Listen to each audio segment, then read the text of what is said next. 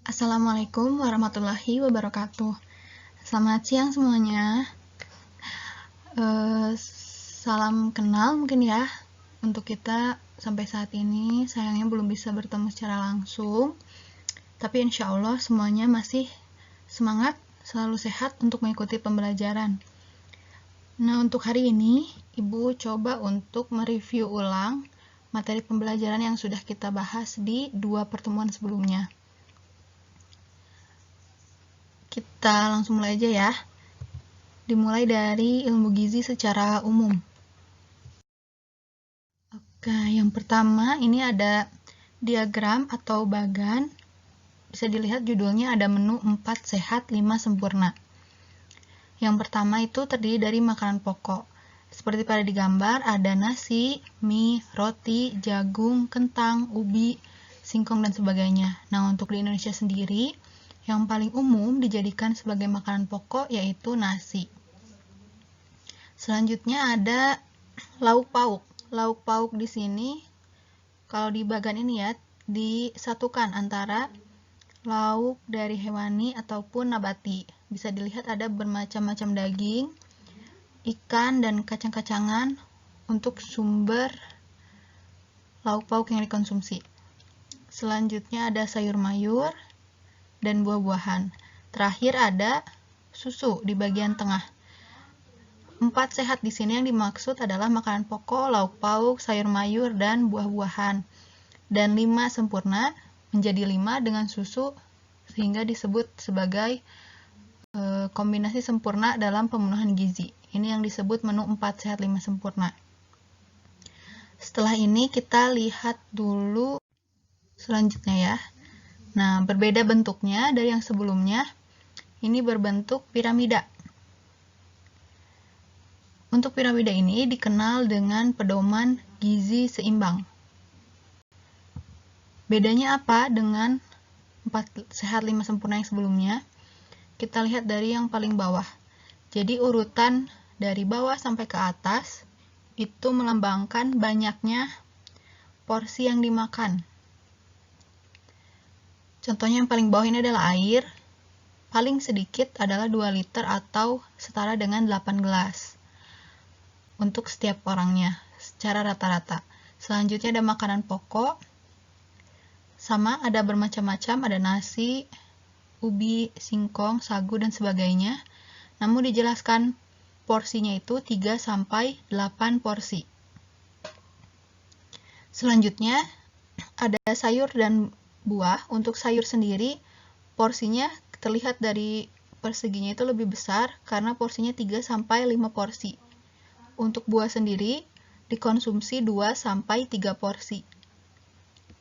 Ke atas lagi, kalau di menu 4 sehat 5 sempurna kita kenal sebagai lauk pauk, sedangkan di pedoman gizi seimbang itu dipisahkan menjadi protein nabati dan protein hewani. Untuk protein nabati dan protein hewani porsinya sama, yaitu 2-3 porsi.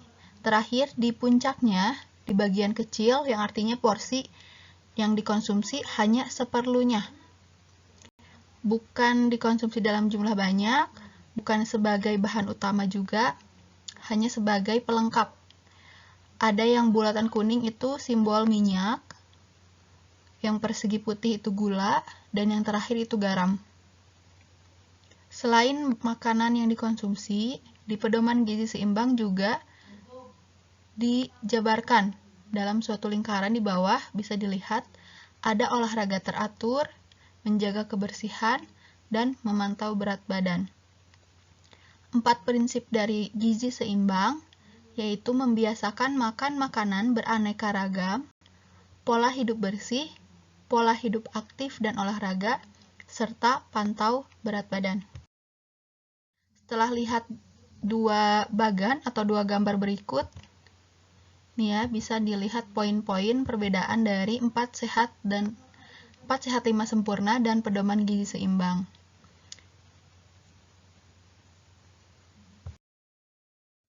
Selanjutnya, kebutuhan jumlah gizi bagi setiap orang itu pastinya berbeda-beda. baik bagi bayi, balita, dewasa, lansia, atau lanjut usia, sudah jelas berbeda. Dan juga apabila untuk seseorang dewasa, misalkan ada 2 orang, antara orang 1 dan 2, itu pasti memiliki kebutuhan jumlah gizi yang berbeda. Apa sih yang menyebabkan kebutuhan gizi seseorang bisa memiliki perbedaan? Yang pertama dari usia ya, tadi sudah disebutkan, untuk bayi, balita, remaja, dewasa, dan lansia memiliki kebutuhan jumlah gizi yang berbeda. Lalu jenis kelamin. Untuk laki-laki dan perempuan itu kebutuhan gizinya berbeda. Kebutuhan gizi laki-laki cenderung lebih besar, mengingat dari aktivitas serta kebutuhan dari tubuhnya sendiri. Lalu kesehatan, artinya apabila ada orang yang sehat secara fisik, lalu ada orang yang sedang kurang sehat, maka kebutuhan jumlah gizinya pasti berbeda. Atau dari segi riwayat penyakit, itu juga mempengaruhi kebutuhan jumlah gizi dari seseorang. Yang terakhir yaitu aktivitas fisik. Contohnya apabila ada orang yang aktivitas satu harinya itu duduk di depan komputer, dan ada juga yang aktif berolahraga atau kerjanya di lapangan, lebih menggunakan fisik gitu ya dalam bekerja, pastinya kebutuhan jumlah gizinya pun akan berbeda. Seperti itu. Nah, untuk di mata pelajaran ilmu gizi ini, yang akan kita bahas ada beberapa zat-zat gizi yang diperlukan untuk tubuh. Yang pertama ada karbohidrat, lemak, protein, vitamin, mineral, serta air. Pengelompokan zat gizi itu yang pertama ada berdasarkan fungsinya dikelompokkan. Yang pertama ada sumber zat tenaga. Sumber zat tenaga ini yang termasuk ke dalamnya adalah zat gizi, karbohidrat, dan lemak. Untuk sumber zat pembangun yaitu zat gizi protein, pengatur yaitu vitamin dan mineral.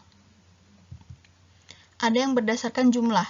Jumlah di sini artinya jumlah yang dibutuhkan oleh tubuh. Yang pertama zat gizi makro, artinya zat-zat yang termasuk ke dalam zat gizi makro itu diperlukan dalam jumlah yang besar. Yang termasuk ke dalam zat gizi makro di sini adalah karbohidrat, protein, dan lemak. Untuk zat gizi mikro, di sini yang termasuk adalah vitamin dan mineral. Artinya zat-zat tersebut dibutuhkan dalam jumlah sedikit, tapi bukan berarti tidak penting. Karena zat-zat gizi tersebut akan memiliki pengaruh ke zat gizi yang lainnya, saling berkaitan. Yang terakhir berdasarkan sumber. Artinya ada zat-zat gizi yang dapat diperoleh dari hewani atau dari hewan, ada yang dapat diperoleh dari nabati, seperti tumbuh-tumbuhan.